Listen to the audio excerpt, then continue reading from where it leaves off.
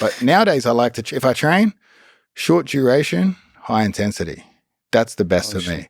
I don't like this 6 or like 10 6-minute rounds, whatever. Like, I don't like this long training. I don't like, it's for me, it's too much toll on the body.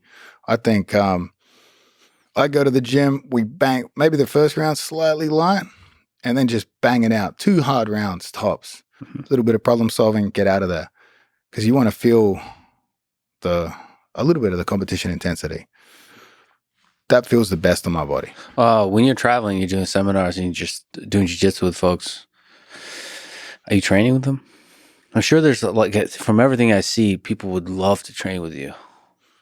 Yeah, they want to, so, I mean, I don't know what it is. So, obviously, I guess it's like people want to play basketball with like a basketball star or something, you know what I mean? But I guess if you played one-on-one with a basketball, there's no great risk of injury.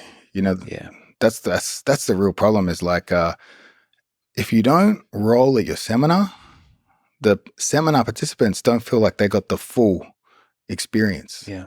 But there's snipers at these seminars. There's these sharks that are circling wanting to attack you. Mm-hmm. And you have to look at it. You look at it from both perspectives. I think you should provide excellent technique, excellent question and answer time. And I think you should roll a little bit. For the most part these days, I'll just roll 30 minutes straight. I'll just do 10 guys, 3 minutes, no break, 30 minutes straight. I might even get the guy to pick. Because again, some of these guys come in hot. Yeah. It's terrifying, man. Because the thing is, like with Anthony Bourdain, sort of analogy here, like you're exploring all parts of the world. You just want to be there in the culture, teach good techniques, and just socialize. You don't want to, like, there's just a bunch of killers that are trying to like murder you. Yeah, to them, they're like, I get to test myself against a world-class athlete today. And to you, you're like, oh, I'm in Odessa. I'd like to get to know the people. Yeah, exactly. Try some food, have a couple drinks, and enjoy the place. But to them, it's time to go. You got to rope it open a bit, you know. Like if I meet pressure with pressure, I get tired. Yeah. But if I don't provide resistance where they think there should be resistance, now it slows their pace down. They get shocked a bit. But 100%, if I'm at a seminar and someone's rolling too hard with me, if I feel like I might get hurt, I will 100% rip a submission on them. You know what I mean? Like it's like where you're confronted with a threat. Yeah. You have to meet it with a threat. It's like I've spoken about this with Ryan Hall. Ryan Hall will give him a warning and then gone. And I think it's perfectly acceptable. Like I won't endanger them for no reason. But if you're coming hot, you better tap fast. If I feel a threat, you better tap. I'm not going to break it for the sake of breaking it. But if you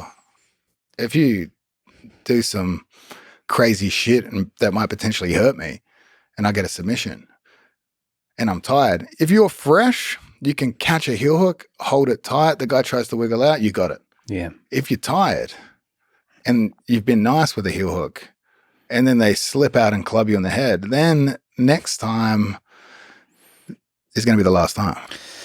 Well, last time, see, you're another level. You and Ryan Hall are just world class. But like for me, I'm trying to navigate through this because I'd like to be able to roll, you know, like 10 rounds for fun, for cultural. Like, but they're coming for you too. And unfortunately, ripping submissions or like, you know, knee on belly, some kind of dominant position, people don't like hear the message at all. Or if I let them submit me a bunch of times, they don't calm down either. So I've been trying to figure out how to solve that puzzle because I'd like to keep rolling with people across the world for many more years to come. But it's tough. You can't do it. If you've reached any level of notoriety, whether it's in the sport or just as a celebrity, you're better off to just have 3-4 trusted training partners and train privately. That's the sad situation. People used to say, oh, you could be such and such, you go to any gym. No, those days are over now. Now, if you show up and you have any sort of name, they're coming to kill. You're better off. It's so much safer. Training is about trusting. Trust is built from safe rounds. Yeah. Strangers are scary. I don't know. I'm trying to develop a radar when I look at a person. I'm trying to like figure out Are they? Are they from Eastern Europe? I'll tell you what, the most Yeah. that's a good one. You know what? Anyone that wears a Pitbull sports rash guard, Yeah. or anyone from the country of Poland, be ready. Oh, Polish people go hard. People go hard. I've never had a flow roll with a Polish person. Somebody on Reddit asked, how many legs did you break in Eastern Europe? 3 or 4. To send a message or just for your own personal enjoyment? I don't enjoy it. You know, You don't enjoy the violence. It is humorous after the fact, though. Because I mean, it's just like, hey, like, bro, I'm jet lagged. I'm tired. I'm here for you guys. Why are you trying to hurt me?